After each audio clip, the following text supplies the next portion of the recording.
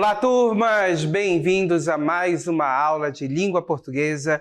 Eu sou o professor Denilson e vou acompanhar vocês neste momento.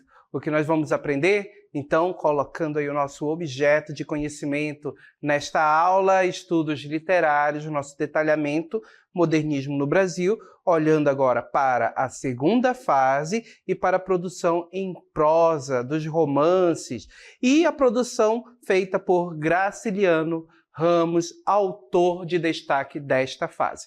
Ok? Então, venha comigo para a nossa aula.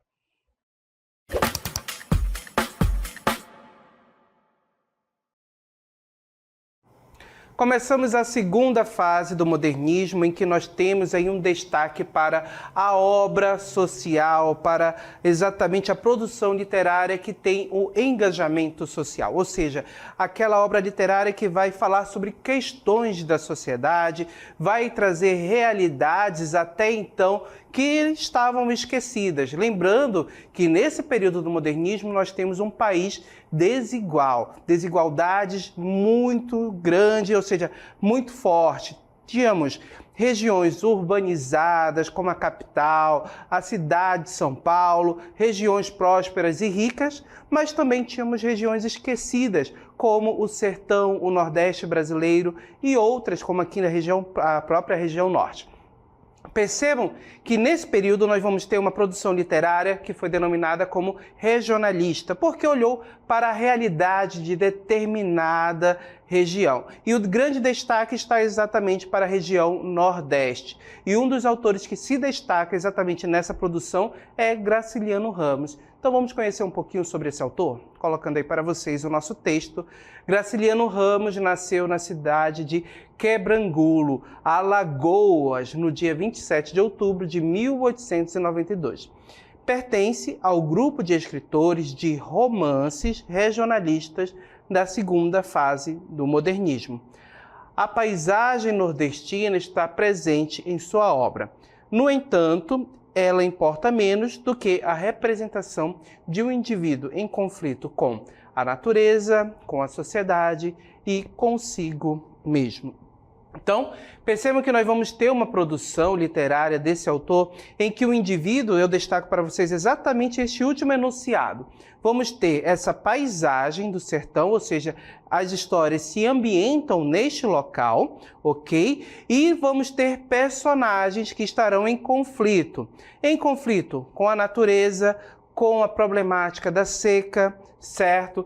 Com a sociedade, vamos ter a questão da desigualdade social, das relações de trabalho, as relações de exploração e também consigo mesmo o indivíduo que, por não ter acesso a bens básicos, a condições básicas para uma vida digna, acaba entrando em conflito consigo, ou seja, refletindo exatamente sobre a sua existência naquela situação, uma situação muitas vezes que será de miséria, ok? Grande obra de destaque do nosso autor, está aqui ao meu lado, Vidas Secas.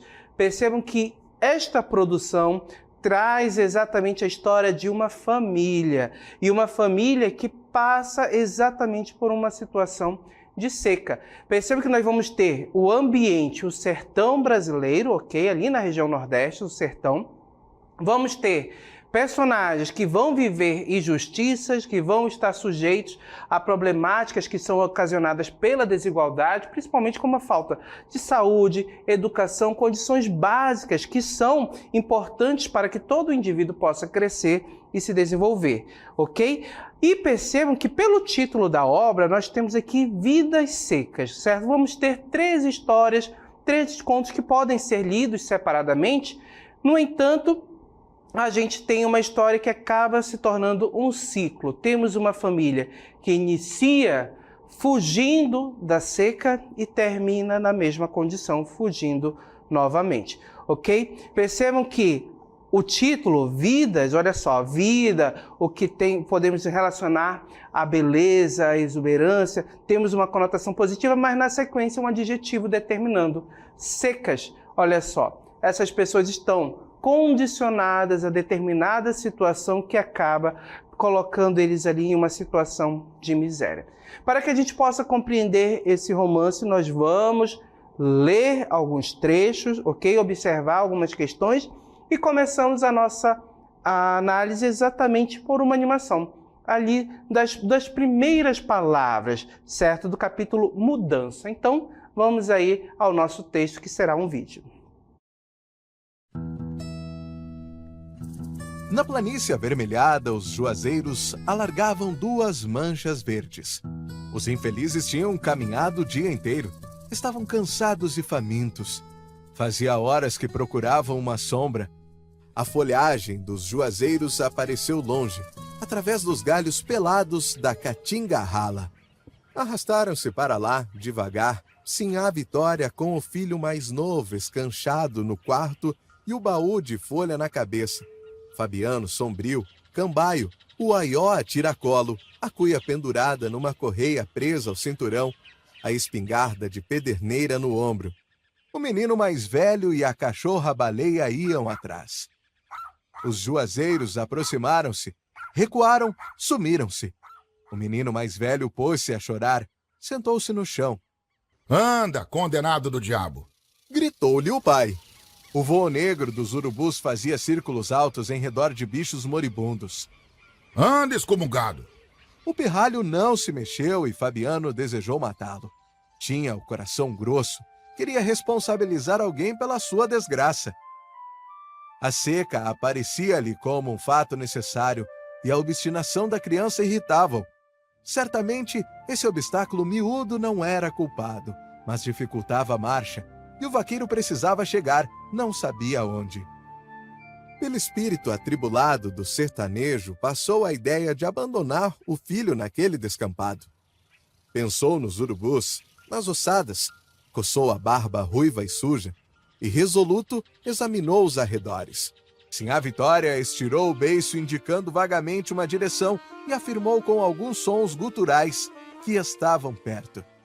Fabiano meteu a faca na bainha, guardou-a no cinturão, acocorou-se, pegou no pulso do menino, que se encolhia, os joelhos encostados no estômago, frio como um defunto. Aí a cólera desapareceu e Fabiano teve pena. Impossível abandonar o anjinho aos bichos do mato. Entregou a espingarda a Sinhá Vitória, pôs o filho no cangote, levantou-se, agarrou os bracinhos que lhe caíam sobre o peito, moles, finos como cambitos. Sinhá Vitória aprovou esse arranjo, lançou de novo a interjeição gutural, designou os juazeiros invisíveis. E a viagem prosseguiu mais lenta, mais arrastada, num silêncio grande.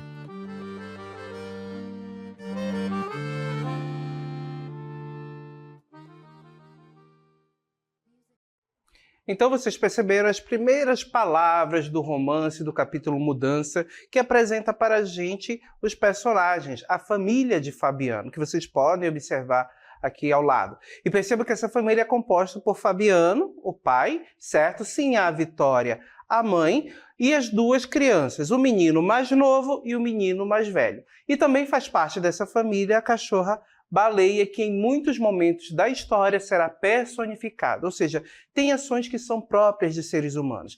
Ela pensa, ela raciocina, ela caça para a família, caça preais para a família, então percebam que baleia será personificada aqui nessa história.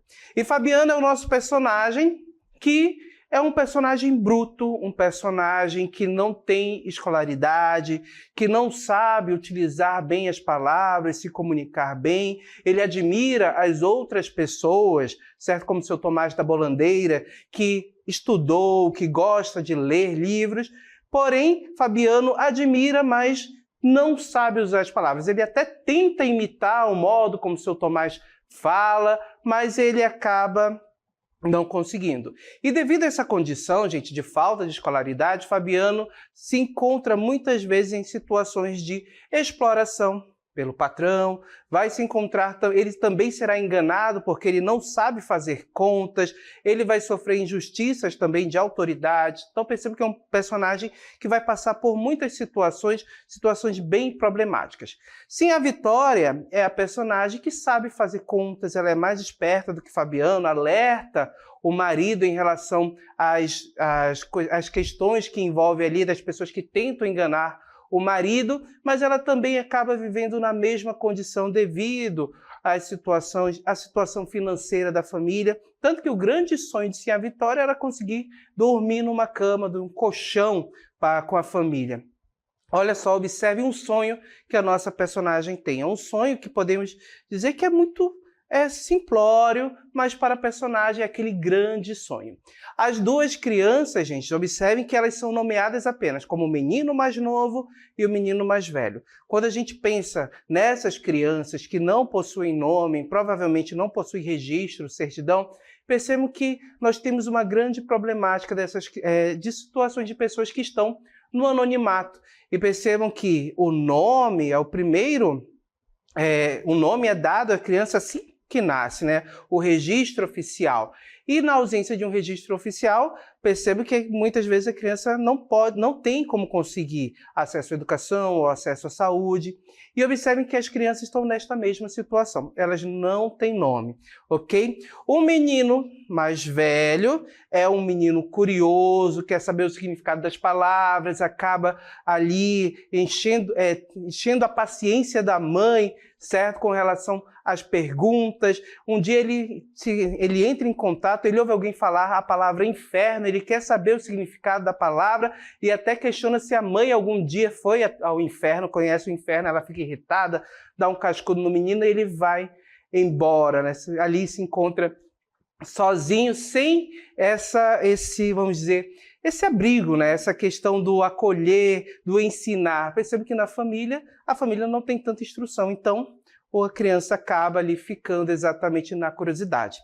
O menino mais novo, ele admira o pai, quer ser um vaqueiro também, porém está na mesma condição ali de miséria, né? Então percebo que nos trechos que a obra retrata esses personagens, nós vamos ter momentos que são engraçados, mas também que são tristes devido aí à condição dessas crianças, ok? Então, nessa história, esses personagens, eles iniciam exatamente fugindo da seca, certo? Eles estão ali na região do sertão, procurando um local para se abrigar, onde eles possam ficar, de repente se estabelecer em um novo local, e até que eles encontram uma fazenda abandonada. Então, no início da narrativa, quando nós vimos que os personagens estão caminhando, que a criança, o menino mais velho, cai no chão, cansado, Fabiano tem raiva, depois eles continuam a sua caminhada e encontram uma fazenda abandonada.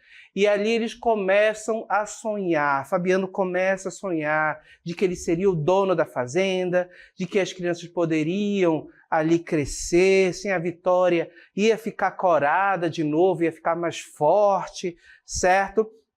E eles começam a sonhar com essa realidade porque tinha indícios aqui na natureza, na história, de que as chuvas voltariam, de que a caatinga ia voltar a florescer, que ia voltar a chover, os animais teriam água, teria chuva para o cultivo, para as plantações. Então observem que eles voltam a sonhar. E percebo que nesse ponto do nosso texto, ou seja, nessa passagem, nós temos exatamente a relação desse homem, dessa família, com a natureza, com um ambiente em que um ambiente fértil, certo? Em um período de chuvas, permite o sonho, permite com que eles possam pensar num futuro melhor do que aquela situação em que eles se encontram.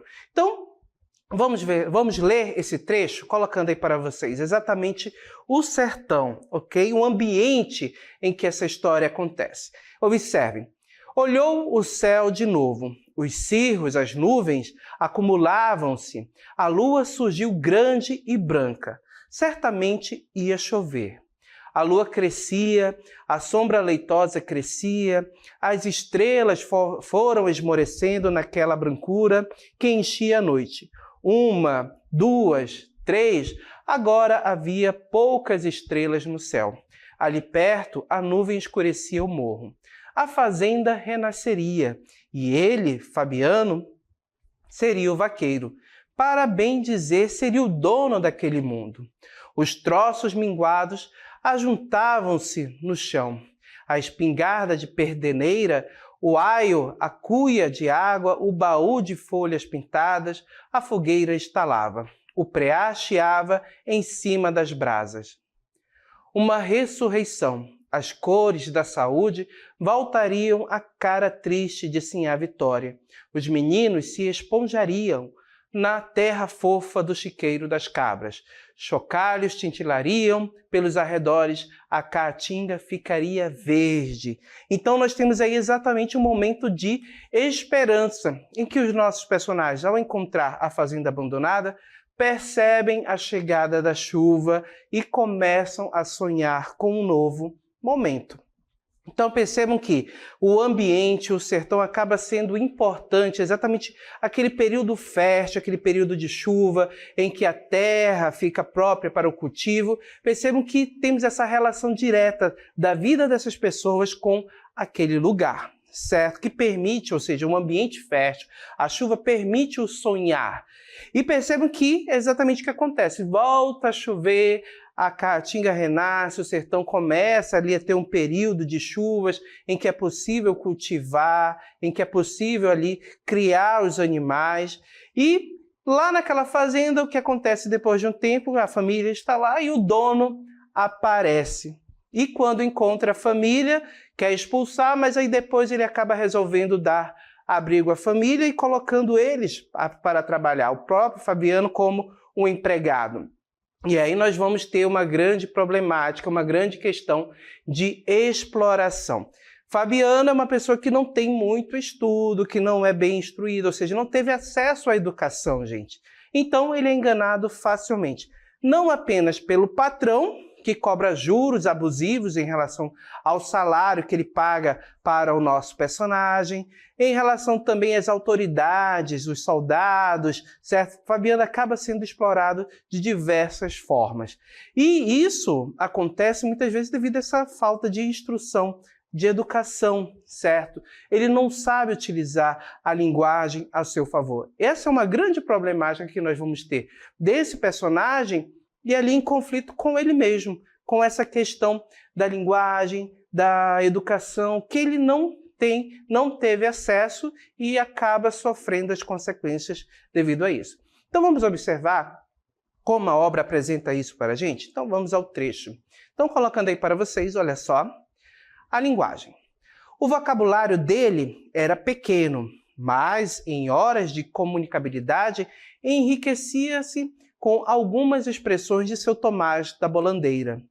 Pobre de seu Tomás, um homem tão direito, sumir-se como cambembe, andar por este mundo de trouxa nas costas. Seu Tomás era pessoa de consideração e votava. Quem diria? Nesse ponto, um soldado amarelo aproximou-se e bateu familiarmente no ombro de Fabiano. Como é, camarada? Vamos jogar um 31 lá dentro? Fabiano atentou na farda com respeito e gaguejou, procurando as palavras de seu Tomás da Bolandeira. Isto é, vamos e não vamos, quer dizer, enfim, contanto, etc. É conforme. Levantou-se e caminhou atrás do amarelo, que era autoridade e mandava. Fabiano sempre havia obedecido. Tinha muque e substância, mas pensava pouco, desejava pouco e obedecia. Então, gente, observem Fabiano. Esse personagem, um personagem rude, não tem instrução, ou seja, não teve acesso à educação, então ele não sabe utilizar bem as palavras, se comunicar, se expressar.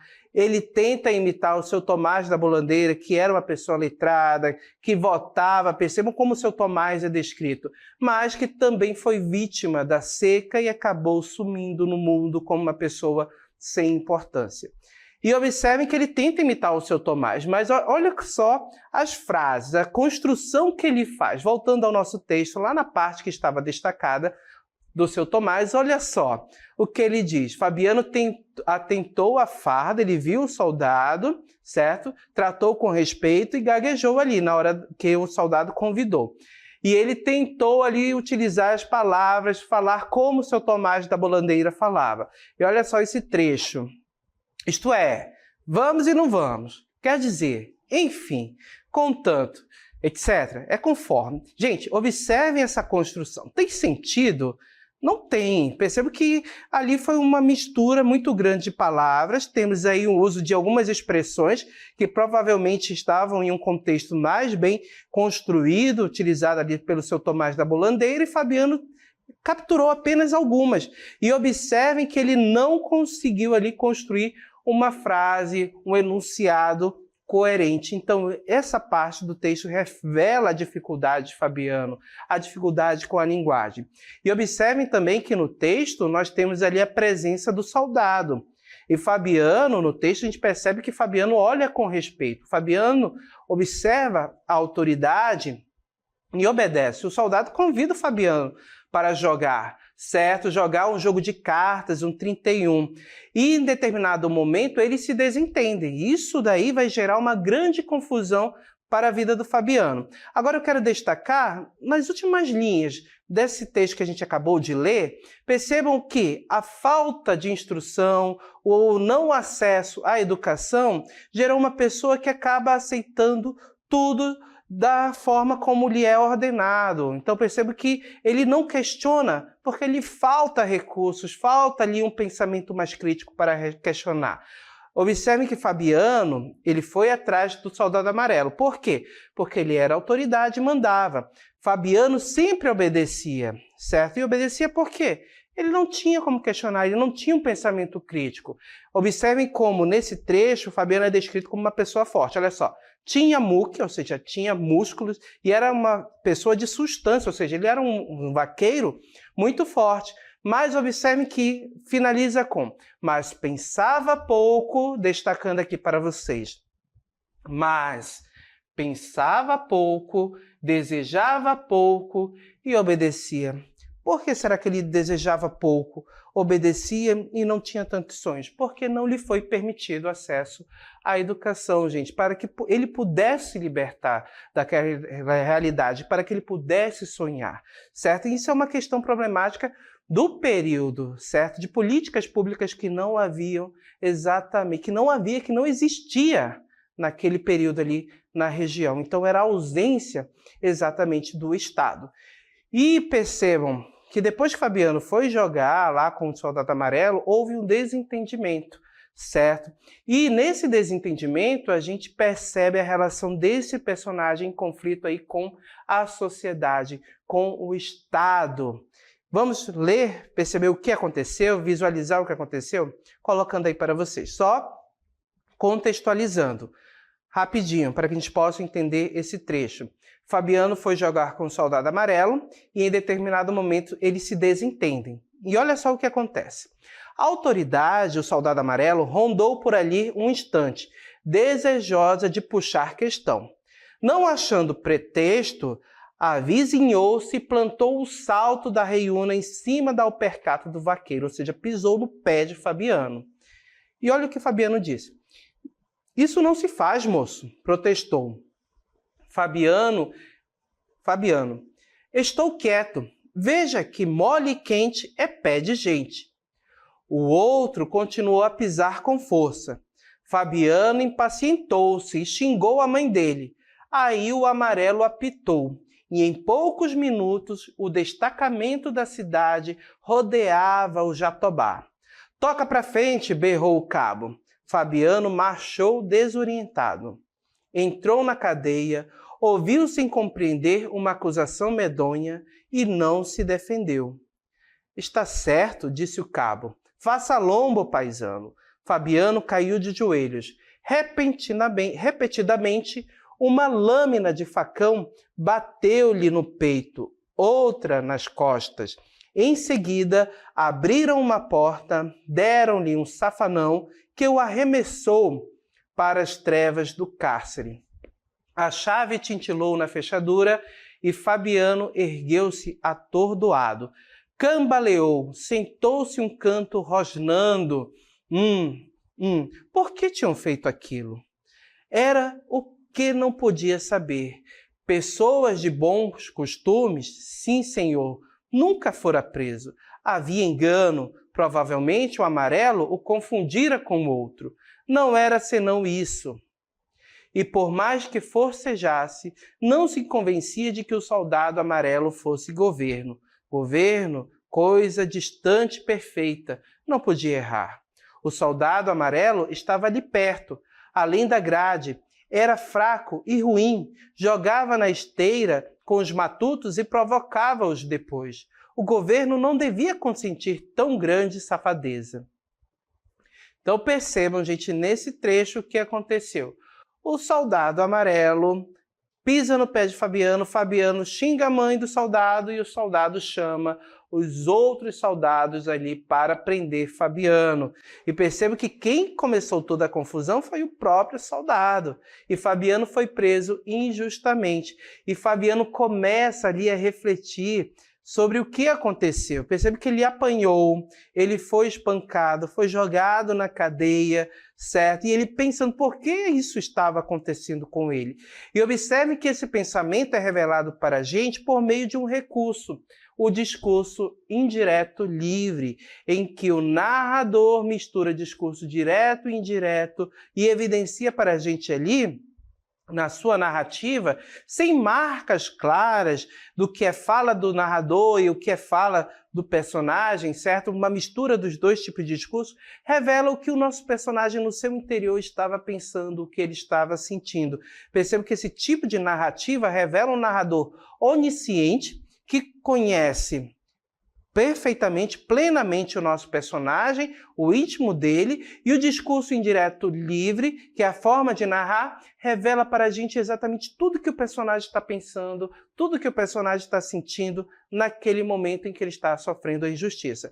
Voltando aí no nosso texto, tem alguns trechos destacados, que são exatamente trechos de discurso indireto. Observem que esses trechos revelam o que o Fabiano pensava. No meio dessa narrativa, no meio da fala do narrador, está aí os pensamentos de Fabiano.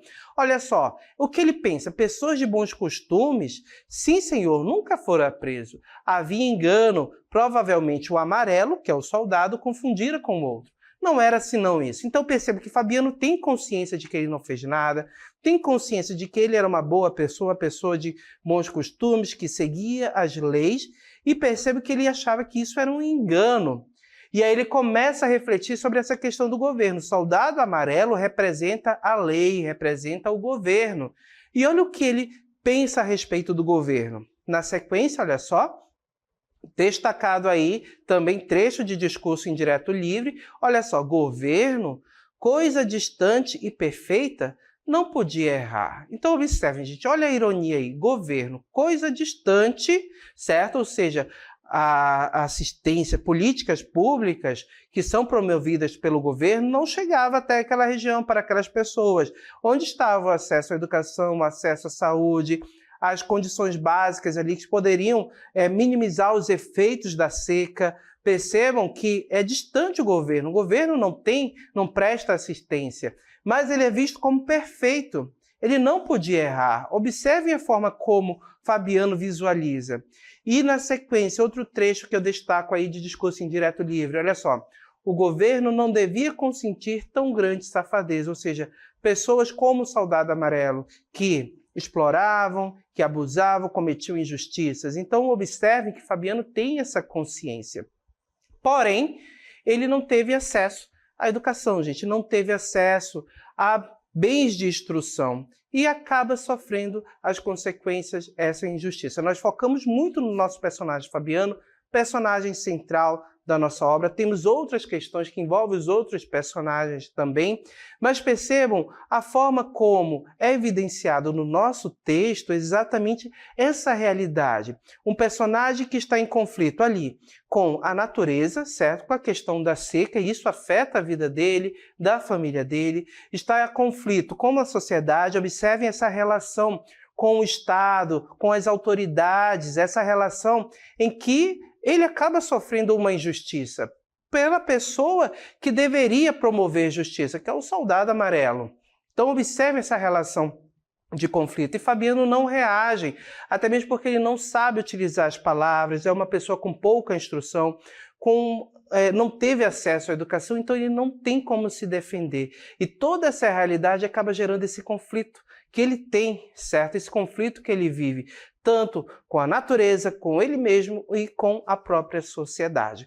que é evidenciada aqui na obra de Graciliano Ramos. E percebam que o nosso autor, ele evidenciou uma realidade triste que, infelizmente, ainda existe na atualidade. Então, observem que, ao escrever, ao evidenciar, ele acaba se alinhando aí exatamente à questão do social, ok? Que foi marca dessa segunda fase. E ao escrever, contar essa história da família de Fabiano, ele traz à tona essa realidade, traz críticas, faz reflexões, nos faz refletir também sobre essas realidades, ok? Então percebo que essa é uma grande temática aí da segunda fase do modernismo brasileiro que nós podemos perceber na obra Vidas Secas de Graciliano Ramos. Ok, gente? Então, já que vimos tudo isso, vamos encerrar o nosso momento de aula aqui.